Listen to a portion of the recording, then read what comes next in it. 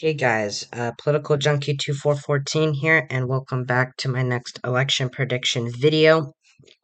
Sorry, it's a couple days late, but I'm finally going to be doing my update, my third prediction, I believe, on the 2022 U.S. gubernatorial election predictions. I make flashcards here, and I actually wrote that it was the second prediction. Excuse me about that, but just know this is the third prediction. It's been 2 weeks, a little over 2 weeks, because my last prediction was on the 2nd of July, I believe. Um, or no, it was on the 3rd of July. So yeah, so I'm 2 days late. That's right. Anyways, today we're going to be looking at at my updates and at every single gubernatorial race in the country that's going to be happening in November. Of course, I'm not going to be getting into too much detail about all of them.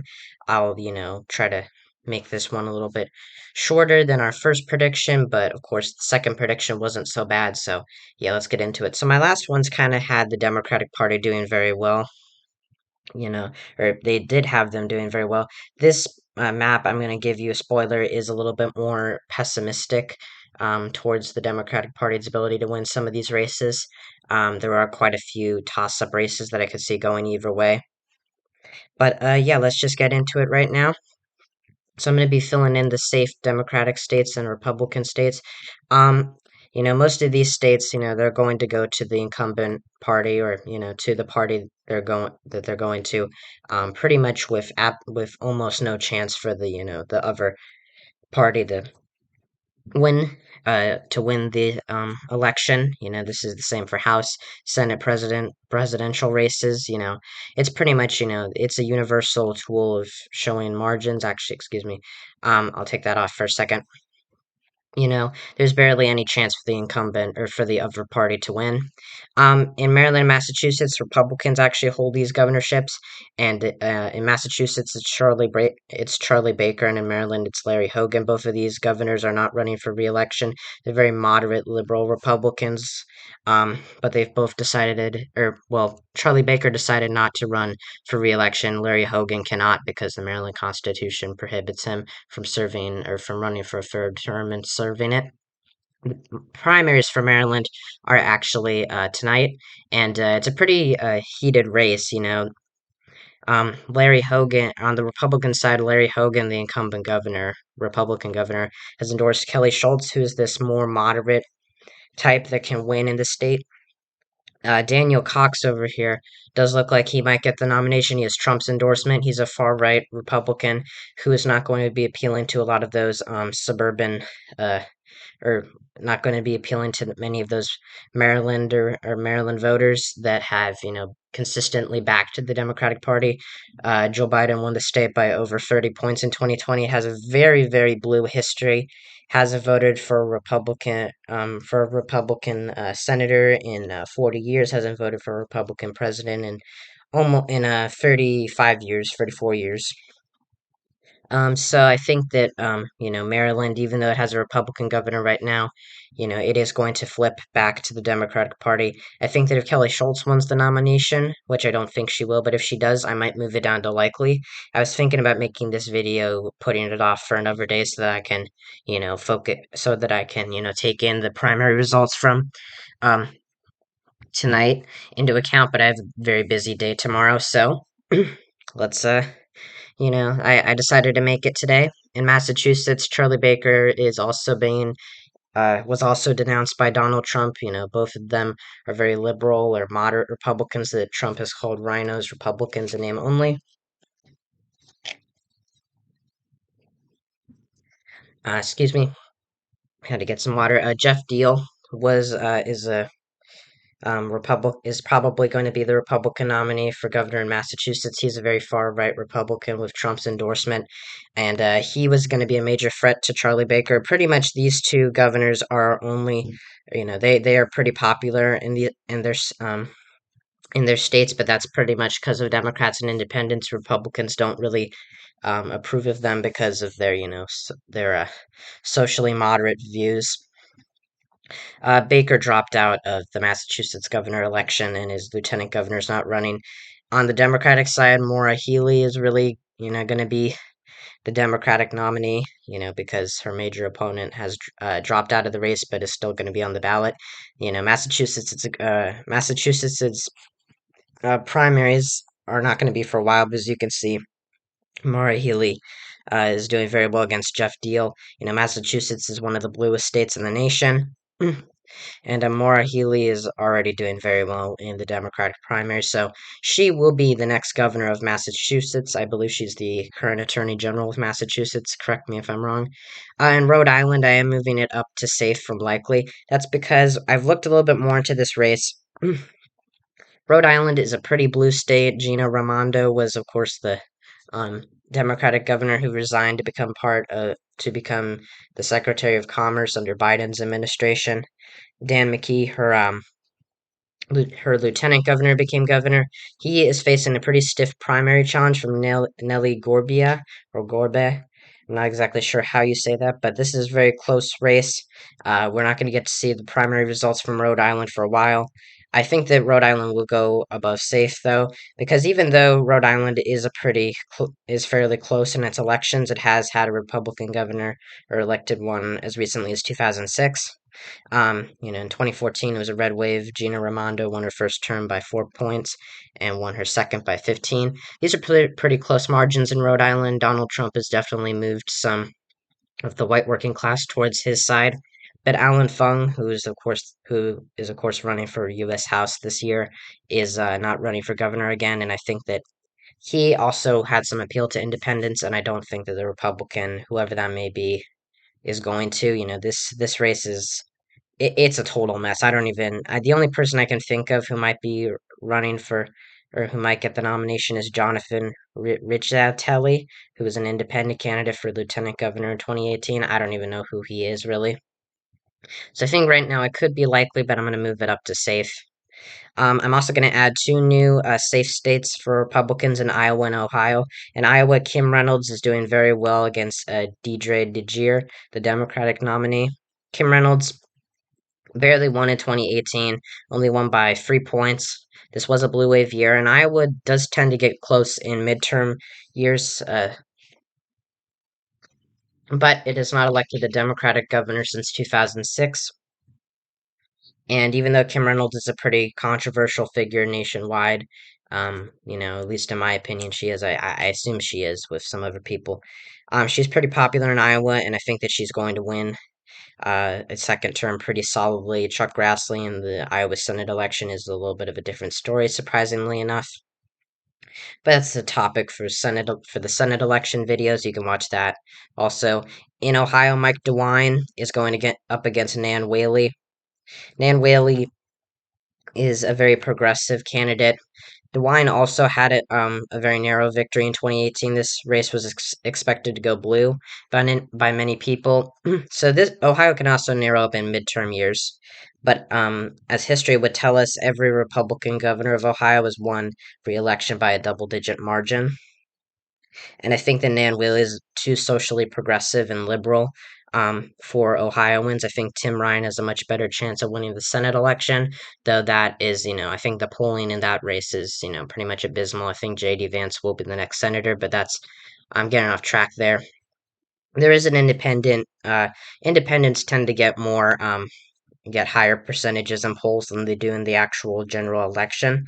But I really don't. I think the DeWine is pretty much set in for re-election. The primary was the hard part for him, with Jim Renacci challenging him. Um, but he's pretty popular with conservatives and some Democrats in the state. And actually, the last safe state is the state of Alaska for Republicans. Mike Dunleavy is going to be fine here. I think that it could be likely. I've had it as likely previously. Mostly everyone has it as likely. There is a ranked choice voting system in Alaska, which will be, pretty important to Lisa Murkowski's reelection if she is reelected. Bill Walker is the independent governor who won in 2014, kind of dropped down in 2018 to allow Mark Begich, who is a former Democratic senator from Alaska, to take on Dunleavy. Sorry, that was a lot. That was probably pretty disorganized now I said that. Walker did defeat the incumbent governor, Sean Parnell, no relation to Sean Parnell from Pennsylvania.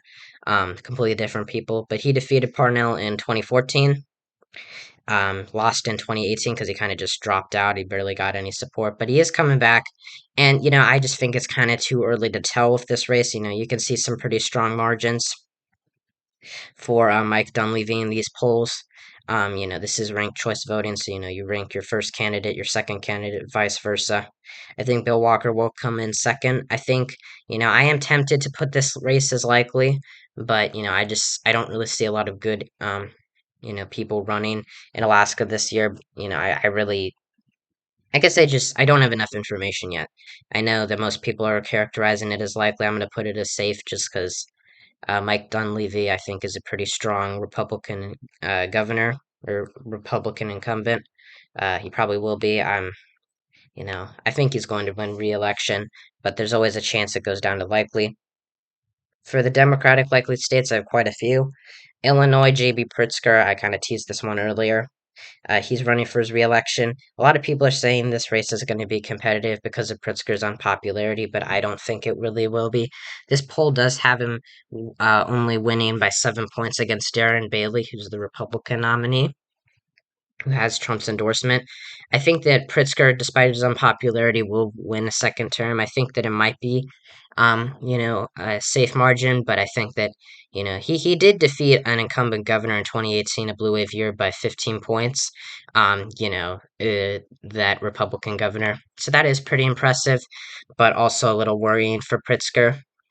But I still don't think it's going to be safe, at least not right now.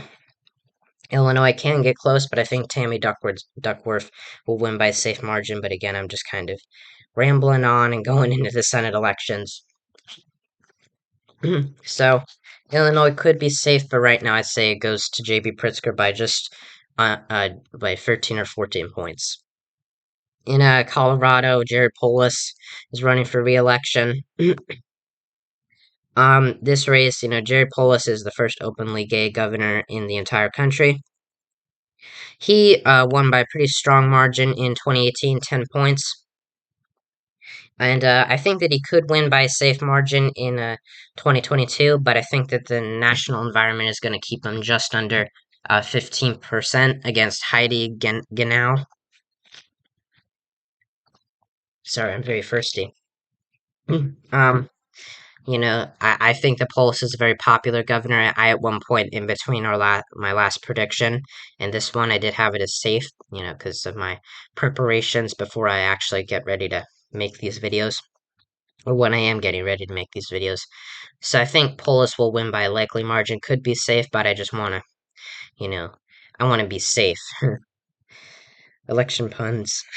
um, in Michigan, we have Gretchen Whitmer running for her reelection against I honestly don't know. This really could go to anybody. The front runner, James Craig, who was this police chief, got um he had to drop out because the Board of Elections in Michigan disqualified him and many other Republican candidates who were the front runners because they hadn't obtained enough signatures to get on the ballot. So, Gretchen Whitmer is probably going to win her reelection. She won by 9 points in 2018. She was very vulnerable in just a little while ago, but back in November when it looked really bad for Democrats going into 2022. But I think that Gretchen Whitmer is in a pretty good spot. If she outperforms her numbers in 2018, I think it will be a phenomenal night for her. But I think that it'll be maybe 5, 6, or 7 points, because Republicans are still going to vote for the Republican candidate. But Michigan is a Democratic leaning swing state, and James Craig would have made the race very competitive, but Gretchen Whitmer still had a little bit of an upper hand. Craig could have surprised us, but he is of course not running. My throat is very sore. Excuse me. In Connecticut, we have Ned Lamont, who is running for his reelection against Bob Stefanowski. In 2018, Lamont only won by 3 points in a blue wave year. Connecticut's sorry, Connecticut's gubernatorial elections have been pretty competitive, even though the state is pretty Democratic leaning. Um, it had a Republican governor's elected one as recently as 2006, and it has pretty narrow margins. Stefanowski was, of course, Lamont's opponent in 2018, but I think despite the national environment being against Democrats, I honestly I cannot see really Connecticut going to the GOP. You know, the governor's race is pretty much the most likely scenario for them, but they're not going to win the Senate election, and I don't think they're going to win the governor's election too. Ned Lamont is pretty unpopular in the state, but they're still going to vote Democratic for him unless something crazy happens in the polling and the polls, even though they're not the most accurate. But the polling average gives Lamont a 10-point lead. He is leading by pretty large margins, much larger than in 2018, from what I recall. Um, so yeah, so I think Ned Lamont is pretty much safe for re-election. Not safe as in safe margin, but has a very good chance at winning. He is certainly the favorite. Okay, going into the likely Republican states, I'm going to try to speed this up. We have Texas, Florida, and Georgia. Now, Georgia might be surprising to you, but I'm going to talk about that first. In Georgia, Brian Kemp is running for re-election. He defeated David Perdue by a large margin in that somewhat contested primary. It was one of the most important primaries in the nation because, of course, Kemp refused to bow down to Trump. And, excuse me for some of that dividing rhetoric, but I mean, he refused to overturn the 2020 election results as Trump wanted him to. Um, but he was able to defeat David Perdue handily. I think if Purdue had defeated Kemp, this race would be a lot more competitive. I think Stacey Abrams is a good candidate. She nearly won in 2018. Of course, there's some controversy involving what Kemp did as Secretary of State then. But I think, when you see Kemp winning by these large of margins, you might say, well, Herschel Walker is pretty, vulnerable in the Senate election. So if Raphael Warnock's winning, why isn't Stacey Abrams? Well, I mean, I think Stacey Abrams is a lot more of a controversial figure than Raphael Warnock is, and I think Brian Kemp is going to win most of that independent vote. He is not an extreme, or at least he does not appear as an extremist in the eyes of many people in Georgia. Georgia does have a very Republican history, or does have a very recent Republican history, and I have had this race as lean Republican. I at one time thought that this race might even be more attainable for Stacey Abrams than the Senate election for Raphael Warnock, but that has completely changed. Brian Kemp is leading Stacey Abrams by 9, 7 points. Even in this Quinnipiac University, which showed Warnock up by 10 points against Walker, that's not going to happen in the Senate election. But it showed Kemp and Stacey Abrams tied at best. And even then, this is coming from the same pollster that did that poll with Raphael Warnock winning against Herschel Walker by 10 points. So yeah, I think that Georgia will surprise us. The polling averages are pretty large for Brian Kemp. This will be, somewhat similar, I think, to 2014, maybe even 2010. I don't think Kemp is going to win by double digits, but I think that Georgia will surprise us with how large it votes for Brian Kemp, but it's not going to be a complete blowout for Stacey Abrams, it will be relatively compared to how blue Georgia has gotten over the past couple of years. And I think the state is still attainable for Democrats in other races. Stacey Abrams might be able to, win in 2026 as governor, because I'm sure she'll run again then. But I just don't see her winning this year, especially not against Brian Kemp this time around. In Florida, Ron DeSantis is running for re-election, of course, a name floated as pretty much the front runner for 2024 if you don't include Donald Trump. There hasn't been any new polls out of the state, but Charlie Crist is probably going to be the Democratic nominee. I did notice there was a poll which showed Crist and Nikki Fried as a Democratic opponent in the primary tied, but there's a lot of undecided voters, and I think Crist is going to win. He's, of course, a former Republican. He was governor of Florida at one point when he was a Republican. He had decided not to run for re-election. He was a very moderate Republican. He decided not to run for re-election as governor, run for the Senate seat, or run for the Senate in 2010, lost, and he dropped out in the primary against Marco Rubio, who's, of course, the senator who did, got the Republican. He was the candidate who got the Republican nomination in that race. Won against Christ as an won against Christ in the general election since Christ became an independent, and he split the vote. And Christ split the vote with the Democratic nominee. Excuse me for the repetitive language, but essentially won, excuse me, mainly, well, one of the big reasons Rubio won by such a large margin in that race was because of Christ splitting the vote with the Democratic nominee. Of course, Christ is now a representative from Florida, and he's not running for re-election. He's running against Ron DeSantis. I think that this race could be pretty competitive if Ron DeSantis wasn't so popular and it wasn't such a red wave. I think Florida is moving very far away from Democrats, but it's still somewhat competitive. It's not going to be that attainable for Charlie Crist, though, but it could be closer than the Senate race with Marco Rubio versus Val Demings. Finally, in Texas, we have Greg Abbott versus Beto O'Rourke. This race is kind of interesting. I mean, it's very interesting, of course, because um, Abbott is, a very strong incumbent. Won in 2014 by 20 points to win his first term. Won in 2018 by 13 points in a blue wave year. He can run for re-election, and he is doing so because Texas doesn't have governor term limits. He's running against Beto O'Rourke, who's who was the Democratic nominee against Ted Cruz in 2018. Cruz nearly won that race. Well, no, Cruz did win that race. O'Rourke almost won it though. It was pretty close. Ted Cruz only won by about 2 points. But Beto came pretty close to winning. I think that this race can get close. Abbott is currently leading by around well, on the average it's about 6 to 7 points. I think that that's a pretty accurate characterization. Pretty much the closest that Beto O'Rourke has gotten to winning. Well, he did win one poll, but against Abbott by only 1 point, and that was all the way back in November. Which I think was around the time that he announced he was running for governor. It might have been December, I don't remember. But Abbott is a very strong incumbent, and it is going to have the 2022 is still going to be a Republican leaning year. I think that this race could be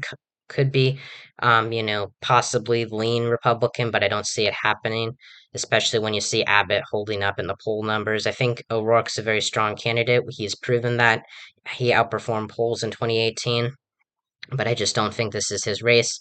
Maybe if Abbott decides not to run again in 2026, maybe then O'Rourke can have a better shot if 4 years from now there is a blue wave happening. But I think right now, Beto O'Rourke, he'll stay in the race. You know, he's a good candidate, but I think that he's not going to win. He might try to run against Cruz again in 2024, but that's 2 years away. Too early to say. Okay, yeah, so that was a lot. I'm not sure how long we've been in on this video, but I'm gonna try to speed it up. There's a lot, to go over in these races, or, in this video. For the lean Democratic states, we have quite a few. I am moving Maine down to, a lean Democratic, characterization. Paul LePage is a pretty, bad candidate for Republicans. He is the former governor of the state. He couldn't run again in 2018 because he'd won in 2010 and 2014.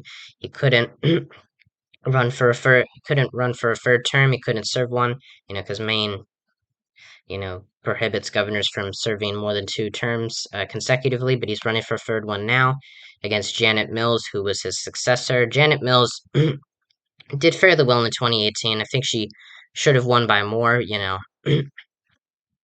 Maine, I think, is a pretty liberal state, all things considered, but Donald Trump definitely does have that, you know, did appeal to Maine voters and the white working class up there. He won Maine's second congressional district by an impressive amount both times.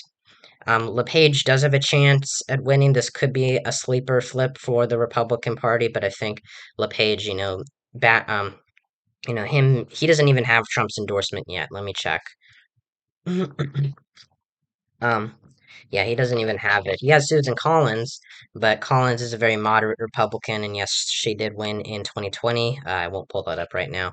Um, but I just don't see LePage winning this time. I think that, he could win. We could see a much closer margin. I did have this race previously as likely, but I think that this race could get, this race will be fairly close. This could be a surprise for Democrats or for Republicans if the GOP ends up flipping it. But, you never know. I think that LePage, is not going to do well with Maine's voters, especially when, he was one of the most controversial governors in the country during his time, and when he's made very, he's made a lot of controversial statements. A very far right candidate who's expressed very strong support for Trump. He's basically said he was Trump before Trump. That's not going to help him in a state that rejected Trump twice on the statewide level. In Minnesota, Tim Walz, I think, will win his reelection. Um, he's the incumbent governor, but these polls against Scott Jensen, uh, do have it being surprisingly close. I think that there are a lot of different there are a lot of other undecided voters in this poll, but this is a Democratic pollster, and I think Minnesota, could surprise us this time around. I really, think that Minnesota is going to be a lot closer than in 2018. I think it'll be about 4 points for Tim Walz. I don't think Scott Jensen. I really don't know anything about the guy, but it does look like he, might outperform expectations. I could see making this lace, or this lace. I could see making this race a likely characterization for Tim Walz, but Minnesota might surprise us. It does have the longest presidential voting streak for the Democratic Party. It was the only state that didn't back Ronald Reagan in 1984. Instead voting for Walter Mondale, and only by such a small amount. It was very close. But I think, Minnesota does have a chance to go red, but it's going, everything else has to go very right for the GOP and very wrong for the Democrats. And it's going to take a while, it might take a while for Minnesota to flip red again, but it's certainly possible, especially with Donald Trump's uh, Rust Belt appeal, but he's not on the ballot this year, and Scott Jensen might not be the Republican nominee that wins it. We'll just have to see, but I'm going to put it as lean for right now because I think there is a chance of this race getting increasingly competitive, but I don't think it will flip red. Um, in Oregon and New Mexico, these are also similar. A lot of these races are similar. Oregon, is usually such a blue state, but in governor elections, it has been pretty close. In 2018, Kate Brown, who is the incumbent Democratic governor, only won by 6 points. 2014, John Kitzhaber only won by 6. 2010, he only won by 1. And there has been a long history of Oregon voting for Democratic governors. The last time it voted for a Republican governor was in 1982, 40 years ago. But there is an independent running this time around, Betsy Johnson. Tina Kotek is going to be running to succeed Kate Brown, who cannot run again because of term limits. The Republican nominee is Christine Drazan. Polls show this race, there's a lot of all the polls here, are partisan, and I don't think Christine Drazan's going to win, but you know, she might be able to win, by a plurality with Kotek and Johnson splitting the vote because Johnson's a very liberal independent. She used to be a Democrat in the state Senate, I believe. But I don't think she's going to get this large amount of the vote as polls are predicting. Once again, like I said, with I can't remember which race it was, but in Ohio, that was it. But Ohio, and Oregon, independents don't get as much the vote as polls expect because people don't want to say exactly who they're voting for. I think this race could be a surprise for Democrats. Republicans absolutely have a chance to flip this race. It could be a major shock to the Democratic Party, and it being an open race is going to make it very hard. But I think that Tina Kotek can still win, and she will succeed Kate Brown. But anything can happen, you know, and I think that it could be quite a surprise for Democrats. In New Mexico, similar situation. Michelle Lujan Grissom is the Democratic incumbent governor. She won in 2018 by almost 15 points, but she does have a sexual harassment um, scandal behind her. And Mark Ronchetti is the Republican nominee. He is a former meteorologist and a TV host, I believe. He ran for Senate in 2020, but he lost to Ben Ray Lujan by about 6 points. He did do very well for, or fairly well for a Republican in New Mexico, but I think that this time around, he'll do better this time around for sure. But I think that this race is another one Democrats need to keep their eyes peeled on, or need to keep an eye peeled on, because this race did vote almost exactly how Virginia voted for Biden, and look how that turned out. Glenn Youngkin defeated Terry McAuliffe in that race. It was narrow, but these polls have the race being extremely close. Lujan Grisham only has an average lead of 3 points, almost 4 points. In this one poll, Ron Chetty is actually winning. This one was sponsored by his campaign. But Lujan Grisham, New Mexico has a pretty democratic history. It used to be a swing state like Oregon, but both of these states since Obama have pretty much been Democratic strongholds. Um, and I think that they will go blue. It's going to be very hard for Republicans to flip these races. But if Democrats keep turning their eyes or keep turning away from these races and, um, overestimating their support, I think that we could see some upset victories here. But I think right now, they're going to be okay, because it's, Michelle Lujan Grisham and Tina Kotek will, win these races, but there could be some surprises. Finally, the last lean Democratic state, I know this video's been going on forever. In Pennsylvania, Josh Shapiro is running to succeed Tom Wolf as the Democratic nominee. Doug Mastriano is the Republican nominee. Oh my goodness, let me look that. Mastriano is a pretty far right candidate. He was at the January 6th Capitol insurrection. Josh Shapiro has been leading him consistently in polls, surprisingly less than John Fetterman has been leading Mehmet Oz in the concurrent Senate election. Right now, I think that Shapiro is going to win by less than Fetterman is. Or, I think it could go, it could end up either way. Really, what matters is, will Shapiro or Mastriano win, not by how much. I mean, it might, 4 years from now, but right now, they're just looking to win and get every single, voter that they can on their side so that they can win. Mastriano could definitely pull out a victory. We all said Trump wouldn't win in 2016, but he was able to flip Wisconsin, Michigan, Pennsylvania, and many other states to win the election. Wisconsin, Michigan, Pennsylvania, and Arizona and Georgia did flip for Biden in uh, in 2020 and won him the election. But never take Democrats should not take this race for granted. Even though Mastriano is probably the worst nominee Republicans could have put up, he could you know, he will. I think he has a very good chance to outperform polls and may even win against Josh Shapiro. But I think Shapiro, is a very strong candidate. He has won the most raw votes in Pennsylvania for a Democrat in the state's history, and I think he will win by around 3 or 4 points. But just a little mess up from the Democrats, and we could see this race going another way. But I think Pennsylvania, I think it is going to be hard for Mastriano to win. That's kind of how I feel about a lot of these races. In Kansas, this is the first Republican pickup. Um, it is lean state for Republicans. They're only lean state. Laura Kelly is the current Democratic governor who won in 2018 against Chris Kobach, who was a terrible nominee. Kansas does have a history of, close governor elections, even though it's a pretty safe red state. These two, there has been a Democratic governor before Laura Kelly, Kathleen Sebelius. Kansas, does have a history of going back and forth between their governors in terms of party affiliation.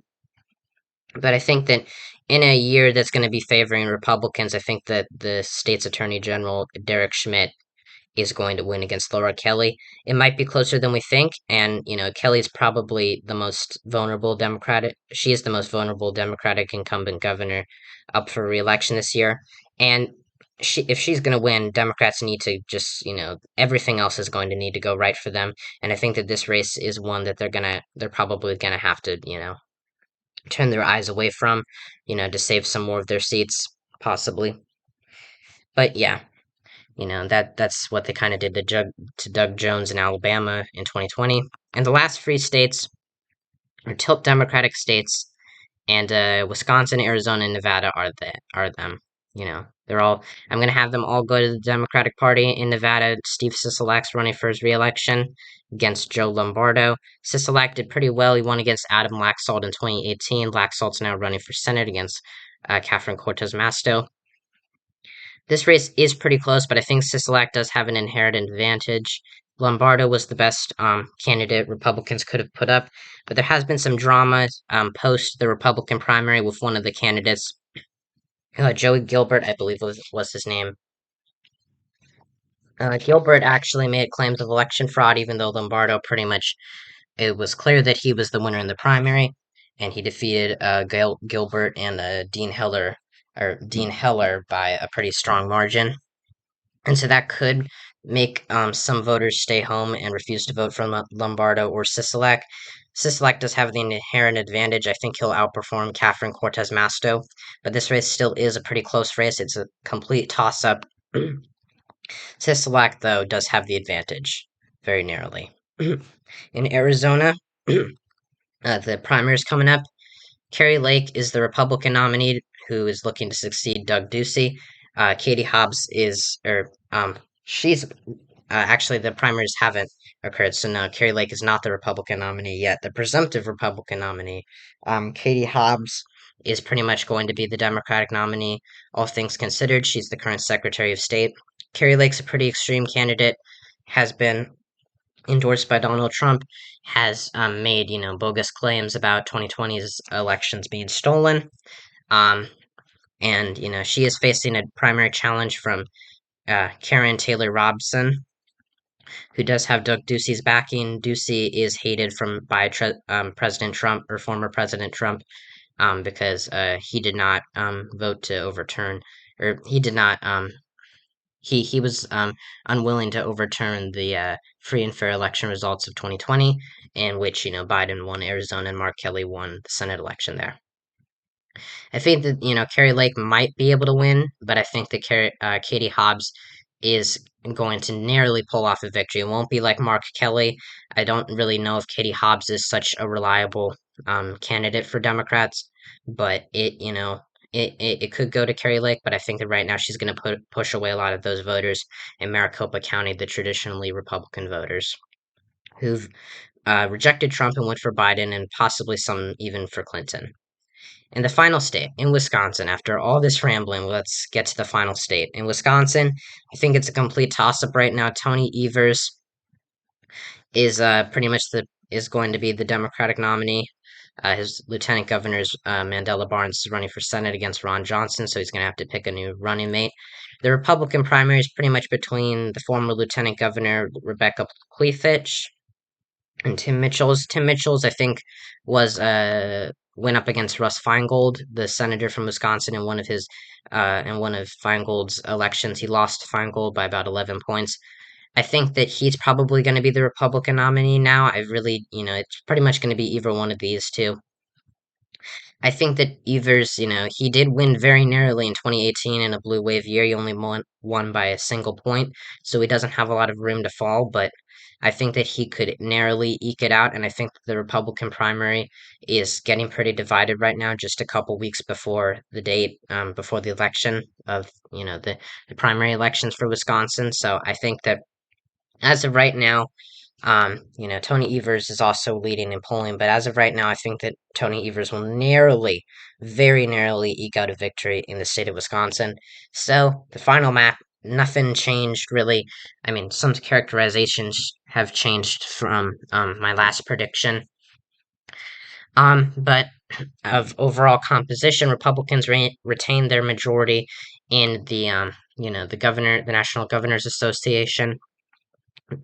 They flip Kansas, but Democrats flip Massachusetts, Maryland, excuse me, and Arizona.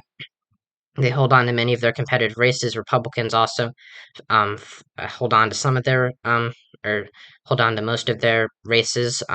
So, in the end, Republicans will win 26 governorships. Democrats will sit at 24, according to my prediction. This is my personal opinion.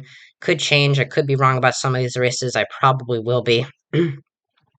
But this is how I see it happening as of right now. So thank you guys so much for watching. Sorry if this video was very long. I have a feeling it was another 40-minute video. but I did my best. Make sure to like and subscribe to the channel. Share this video, like it, turn on notifications.